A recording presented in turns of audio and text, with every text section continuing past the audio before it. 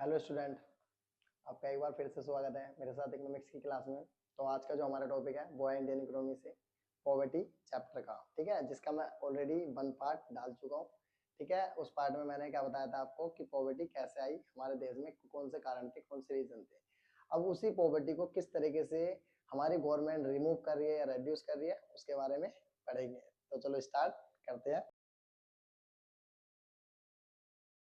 तो हम सबसे पहले बात करें तो government approach to remove poverty, कि गवर्नमेंट ने वो कौन सी तरीके, ठीक है, लेकर आई या अपनाए जिससे वो क्या कर सके, पॉवर्टी को कम या हटा सके या खत्म कर सके। ठीक है, तो इस अप्रोच के अंदर हमारी गवर्नमेंट ने तीन अप्रोचेस को अपनाया। पहली अप्रोच जो थी वो थी ग्रोथ ओरिएंटेड अप्रोच, दूसरी उसमें थी पॉवर्टी एलिवेशन प्रोग्राम, तीसरी जो थी वो थी मिनिमम नीड्स प्रोग्राम। ये टोटल तीन अप्रोचेस हमारी गवर्नमेंट ने क्या करी थी, अपनाई थी इस पॉवर्टी को हटाने के लिए या इसको कम करने के लिए। ओके, तो सबसे पहले हम बात करेंगे ग्रोथ ओरिएंटेड अप्रोच के बारे में। तो देखो, ग्रोथ ओरिएंटेड जो अप्रोच थी उसको सबसे पहले जब इनिशिएट किया गया था वो फर्स्ट 5 ईयर प्लान के अंदर इनिशिएट किया गया था। ठीक है, और इस अप्रोच के अकॉर्डिंग ये करा जा रहा था कि रैपिड इंडस्ट्रियलाइजेशन डेवलप करा जाएगा। ठीक है, मतलब इंडस्ट्रियल सेक्टर जो उसको तेजी से डेवलप किया जाएगा। दूसरा कि जो हमारा एग्रीकल्चर सेक्टर है उसको ट्रांसफॉर्म किया जाएगा, मतलब उसमें कुछ बदलाव किए जाएंगे बड़े। ठीक है, और जो भी उससे बेनिफिट होगा वो अंडर डेवलप्ड रेंज या फिर बैकवर्ड जो सेक्शन है हमारा उनको फायदा पहुंचेगा। ठीक है, अंडर डेवलप्ड मतलब लाइक जो थोड़े पिछड़े हुए राज्य थे हमारे, उनकी बात कर रहे हैं हम यहाँ पे। ठीक है, और वहीं हम अगर बात करें बैकवर्ड सेक्शंस की तो हमारे जो गरीब थे उन सेक्शनों की हम बात कर रहे हैं, मतलब उन लोगों की बात कर रहे हैं यहाँ पे। ठीक है, अब यहाँ पे इसकी एक्सपेक्टेशन क्या थी, इस प्रोग्राम को क्यों किया गया था। इसका एक एक्सपेक्टेशन ये थी, ये माना जा रहा था या फेल किया जा रहा था, मतलब सोचा जा रहा था कि जो भी इकोनॉमिक इफेक्ट होगा ग्रोथ में, ठीक है, उससे क्या होगा कि जो हमारी गरीबी है वो खत्म हो जाएगी। क्लियर, लेकिन ये प्रोग्राम कुछ रीजंस के कारण फेल हो गया या मान लो इनइफेक्टिव रहा। तो वो कौन से रीजन थे जिस वजह से ये इनइफेक्टिव रहा, तो बात करते हैं। कुछ रीजन थे, ठीक है, ग्रोथ ओरिएंटेड प्रोग्राम को प्रूव करा जिन्होंने इनइफेक्टिव। तो पहला उसमें रीजन था पॉपुलेशन ग्रोथ। ठीक है, resulted in very, population growth जो थी वो बहुत तेजी से हो रही थी, और वहीं लो ग्रोथ थी पर कैपिटा इनकम की। ओके, फिर दूसरा हमारा जो रीजन रहा इसको फेल करने में वो रहा हमारी ग्रीन रेवोल्यूशन। ग्रीन रेवोल्यूशन ने क्या करा कि हमारे रेंजेस के बीच में डिस्पार्टीज क्रिएट कर दी। समझ रहे हो कि मतलब कुछ रेंजेस तो बहुत ज्यादा डेवलप्ड हो गई, कुछ अंडर डेवलप्ड ही रही अभी। ठीक है, और प्लस में उसी के साथ हमारे लार्ज और स्मॉल फार्मर्स के बीच में एक और बड़ा फासला तय कर दिया ग्रीन रेवोल्यूशन ने। ओके, फिर तीसरा जो रीजन था वो ये था there was unwillingness and inability to redistribute land. मतलब यहाँ पे जिन लोगों के पास बहुत सारी जमीनें थी, लैंड थी, ठीक है, वे लोग क्या थे, वो अपनी इच्छा से जमीनों को रीडिस्ट्रीब्यूट करना नहीं चाहते थे, जिस वजह से उन्होंने क्या करा, लैंड को सही से डिस्ट्रीब्यूट नहीं करने दिया। मतलब लैंड रिफॉर्म्स जो थे हमारे हुआ था जो, उसको उन्होंने क्या कर दिया, फेल करवाया, उसे भी इनइफेक्टिव साबित करवा दिया इस वजह से। फोर्थ हमारा the benefit of economic growth, जो भी बेनिफिट इकोनॉमिक ग्रोथ का हुआ, ठीक है, उससे ये अंदाजा लगाया जा रहा था इसके अंदर कि जो हमारे पुअर सेक्शन है, ठीक है, वो कम हो जाएंगे।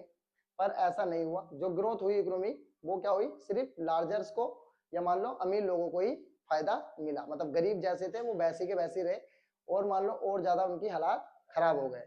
तो ये कुछ चार बड़े रीजन थे जिस वजह से ग्रोथ ओरिएंटेड प्रोग्राम जो था ये अप्रोच थी वो हमारी इनइफेक्टिव रही या मान लो फेल रही। ओके, अब हम बात करते हैं सेकंड हमारी अप्रोच जो थी वो थी हमारी पॉवर्टी एलिवेशन प्रोग्राम।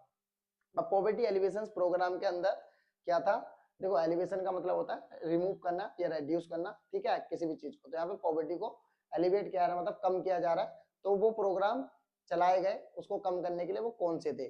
सबसे पहला प्रोग्राम उसमें था self employment programme. Self employment programme के अंदर भी कुछ प्रोग्रामों को चलाया गया, जैसे कि सबसे पहला प्रोग्राम हमारा चलाया गया इसके अंदर रूरल एम्प्लॉयमेंट जनरेशन प्रोग्राम। इसके अंदर क्या किया गया था कि सेल्फ एम्प्लॉयमेंट, ठीक है, अपॉर्चुनिटी को ज्यादा से ज्यादा क्रिएट किया गया था रूरल और अर्बन एरियाज में। फिर दूसरा है इसी के अंदर प्रोग्राम हमारा चलाया गया प्राइम मिनिस्टर रोजगार, ठीक है, योजना। ये हमारा दूसरा बड़ा प्रोग्राम था सेल्फ एम्प्लॉयमेंट में। इसमें क्या था कि जो एजुकेटेड बंदे थे और वो अनएम्प्लॉय थे, ठीक है, जिन्हें काम नहीं मिल रहा था, तो उन लोगों को क्या करा, जो हमारी गवर्नमेंट थी उनको फाइनेंशियली हेल्प करी हमारी गवर्नमेंट ने। फाइनेंशियली हेल्प करके उनको ऐसा बनाया कि ताकि वो कोई भी अनदर किसी भी प्रकार का कोई भी काम कर सके, मतलब अनएम्प्लॉय ना रहे। क्लियर? ऐसा। फिर तीसरी जो बड़ी योजना इसमें चलाई गई वो ये थी स्वर्ण जयंती शहरी रोजगार योजना। मतलब ये शहर से रिलेटेड थी, अर्बन एरिया से। देखो इस योजना का क्या मेन एम था कि एक एम्प्लॉयमेंट अपॉर्चुनिटी क्रिएट करनी थी, ठीक है, बहुत सेल्फ एम्प्लॉयमेंट के लिए भी और साथ में वेजिस एम्प्लॉयमेंट वालों के लिए भी, मतलब जो वेजिस पे काम करते हैं उनके लिए भी और सेल्फ वाले जो अपना खुद का काम करते हैं उनके लिए भी अपॉर्चुनिटीज क्या थी, क्रिएट करना था इस प्रोग्राम में। फोर्थ प्रोग्राम चलाया गया इसी प्रोग्राम में, सेल्फ एम्प्लॉयमेंट प्रोग्राम में, वो था हमारा स्वर्ण जयंती ग्राम स्वरोजगार योजना।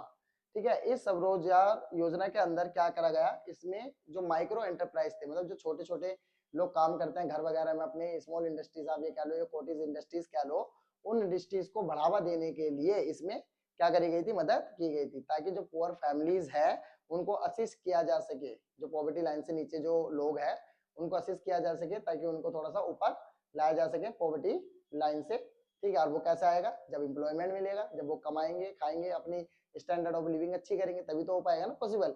तो इसीलिए ये किया गया था, और इसी प्रोग्राम को सक्सेसफुल बनाने के लिए हमारी गवर्नमेंट ने सेल्फ हेल्प ग्रुप को भी ऑर्गेनाइज किया था। ठीक है, सेल्फ हेल्प ग्रुप भी बनाए गए थे इन प्रोग्रामों को करने के लिए, मान लो। लेकिन प्रोग्राम हुए तो ठीक है, लेकिन इनकी भी कुछ मतलब प्रॉब्लम थी, जिस वजह से ये सही से कामयाब नहीं रहे, वो भी मैं अभी आपको बताऊंगा थोड़ी देर में। लेकिन उससे पहले एक टाइप और था, ठीक है, हमारे प्रोग्राम का, जो वो था वेजिस एम्प्लॉयमेंट प्रोग्राम। इसके अंदर भी दो प्रोग्राम चलाए गए थे। पहला प्रोग्राम था हमारा संपूर्ण ग्रामीण रोजगार योजना। इस प्रोग्राम के अंदर क्या किया गया था, या इस स्कीम के अंदर, कि इसमें एडिशनल और सप्लीमेंट्री वेजिस एम्प्लॉयमेंट देना था। एडिशनल मतलब जो कोई बंदा मान लो एम्प्लॉयमेंट तो कर रहा है, ठीक है, वेजिस एम्प्लॉयमेंट कर रहा है, रेगुलर है उसके पास काम, लेकिन उसमें भी और थोड़ा सप्लीमेंट्री काम, मतलब उसको थोड़ा और एक्स्ट्रा काम मिल जाए, उसके लिए अपॉर्चुनिटी तैयार करना था। जैसे कि लेबर इंटेंसिव वर्क के लिए, मतलब जो लेबर्स वगैरह होती हैं, जो कैसे कि कंस्ट्रक्शन साइडों पे जो जाते हैं उन लोगों के लिए, या फिर मान लो वो लोग जो छोटे मोटे मजदूर होते हैं उन लोगों के लिए। ठीक है, और यहाँ पे साथ में प्लस ये था इस स्कीम में कि साथ में प्रोवाइड करना था उनको फूड सिक्योरिटी, ठीक है, और इंक्रीजिंग न्यूट्रिशन लेवल, मतलब साथ में उनको काम तो दिलवाना ही था, साथ में उनको फूड सिक्योरिटी भी दिलानी थी, मींस खाना भी देना था उनको, ठीक है, ताकि उनके न्यूट्रिशन लेवल भी सही बना रहे। क्योंकि आपने देखा भी होगा कई बार कि हमारे जो ये लेबर वगैरह होते हैं कितने कमजोर होते हैं, मतलब एकदम हाथ पैर सूखे सूखे से रहते हैं, इन लोगों के ज्यादा सही नहीं रहते, क्योंकि रीजन यही है कि इनको खाना नहीं मिलता सही से। ठीक है, और यही रीजन है जिस वजह से इनका न्यूट्रिशन लेवल क्या है, गिरा हुआ है। तो इसी को ऊपर उठाने के लिए हमारी गवर्नमेंट ने ये प्रोग्राम चलाया था, संपूर्ण ग्रामीण रोजगार योजना। फिर सेकंड इसमें प्रोग्राम चलाया गया नेशनल फूड फॉर प्रोग्राम। ठीक है, national food for work programme चलाया गया था। इस प्रोग्राम को 2004 में लाया गया था हमारी गवर्नमेंट के द्वारा, और इसके अंदर भी वही सेम था कि सप्लीमेंट्री वेजेस एम्प्लॉयमेंट जनरेट करना था प्लस फूड सिक्योरिटी के साथ। तो ये दोनों ही प्रोग्राम चलाए गए थे वेजेस एम्प्लॉयमेंट प्रोग्राम के अंतर्गत। लेकिन ये प्रोग्राम चलाए तो गए, सेल्फ एम्प्लॉयमेंट प्रोग्राम भी चले, वेजेस एम्प्लॉयमेंट प्रोग्राम भी चले, पर कुछ प्रॉब्लम्स थी, कुछ रीजंस के कारण इन प्रोग्रामों को पूरी तरह से गवर्नमेंट सक्सेसफुल नहीं कर पाई। ये प्रोग्राम भी कहीं ना कहीं क्या रहे, हमारे इनइफेक्टिव रहे। तो उसके क्या रीजन थे एक बार देख लेते हैं हम। तो अगर मैं बात करूं हमारे पॉवर्टी एलिवेशन प्रोग्राम का, कुछ क्रिटिकल एवोल्यूशन रहा है हमारा। रीजन सबसे पहला लैक ऑफ रिसोर्स, कि बहुत कम रिसोर्सेज थी हमारी गवर्नमेंट के पास, जिस वजह से ये प्रोग्राम सक्सेसफुल नहीं हो पाए। दूसरा अनइक्वल डिस्ट्रीब्यूशन ऑफ एसेट्स, मतलब जो हमारे गवर्नमेंट के एसेट्स थे, या मान लो हमारी जो पूरी कंट्री के जो एसेट्स है, ठीक है, उनको सही तरीके से मतलब डिस्ट्रीब्यूट नहीं किया गया। एक तरीके से आप मान लो कि उन एसेट्स को सही से एलोकेट नहीं किया गया, जहां लगने चाहिए था वहां पर उनको नहीं लगाया गया। सेकेंड थर्ड इम्प्रॉपर इम्प्लीमेंटेशन, इन प्रोग्रामों को लाया तो गया, लॉन्च भी किया गया, पर इनका इम्प्लीमेंटेशन सही से नहीं किया गया, मतलब इनको सही तरीके से लागू नहीं किया गया। जैसे इनको लागू करना चाहिए था स्ट्रिक्टली, ठीक है, वैसे इनको लागू नहीं किया गया। कहीं पे तो बहुत ज्यादा अच्छे से किया गया, पर कहीं पे नहीं किया गया बिल्कुल ही, ठीक है, बिल्कुल ही ध्यान ही नहीं दिया, ठीक, जिस वजह से भी ये प्रोग्राम हमारे थोड़े इनफेक्टिव रहे। फोर्थ हमारा रहा लैक ऑफ इंफ्रास्ट्रक्चर, मतलब हमारे देश का इंफ्रास्ट्रक्चर बहुत ज्यादा खराब था उस समय पे। जैसे कि आपको पता रोड वगैरह लाना, मतलब ट्रांसपोर्टेशन वगैरह हमारा बहुत बेकार था, कम्युनिकेशन सिस्टम वगैरह, जिस वजह से ये प्रोग्राम थोड़े फेल से रहे।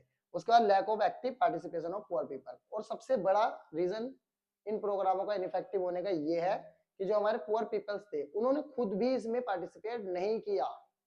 बताओ, जिनके लिए किया जा रहा है वही लोग पार्टिसिपेट नहीं कर रहे, ठीक है, तो फिर कहां से सक्सेसफुल हो जाएंगे प्रोग्राम, बोलो। ठीक, उसके बाद ये कुछ 5 रीजन थे हमारे, जिस वजह से हम कह सकते हैं कि हमारे ये प्रोग्राम क्या रहे, फेल रहे। अब हमारा आ जाता है नेक्स्ट तीसरा अप्रोच, मिनिमम नीड्स प्रोग्राम। ठीक है, अब इसमें क्या हुआ मैं आपको बता देता हूँ, बहुत छोटा सा। देखो, मिनिमम नीड्स प्रोग्राम का बस एक ही एम था, ठीक है, कि बेसिक एमिनिटीज जो है पीपल्स को प्रोवाइड की जाए, उन पुअर्स को। ठीक है, इम्यूनिटीज मतलब वो बेसिक नीड्स उनको प्रोवाइड की जाए, ठीक है, जिसके लिए मतलब देखो बेसिक नीड्स मैंने आपको पहले ही बताई कई बार, जैसे कि फूड, हाउसिंग, क्लोथ, ठीक है, या हेल्थ फैसिलिटीज, एजुकेशन फैसिलिटीज, ये सारी बेसिक नीड्स होती है। ठीक है, तो ये सारी फैसिलिटी सभी पुअर्स को मिले, उस चीज के लिए मिनिमम नीड्स प्रोग्राम को चलाया गया था। बस जितने भी इसके अंदर प्रोग्राम चले मिनिमम नीड्स प्रोग्राम के अंदर, उनका सबका यही एक एम था, ठीक है, कि बस सबको बेसिक नीड्स तक पहुंचाया जाए। ओके, तो ये चैप्टर फिनिश हो गया आपका। अब इस चैप्टर में सब खत्म हो गया टॉपिक, पॉवर्टी चैप्टर कंप्लीट हो गया ये हमारा इंडियन इकोनॉमी से। अगर अभी भी आपको कोई डाउट हो तो आप कमेंट करके जरूर पूछना, ठीक है, और उस डाउट को मैं क्लियर जरूर करूंगा आपके। ठीक है, बाकी आगे नेक्स्ट क्लास में आपसे मिलते हैं, ठीक है, नेक्स्ट चैप्टर के साथ। ओके, तब तक के लिए आपको बाय।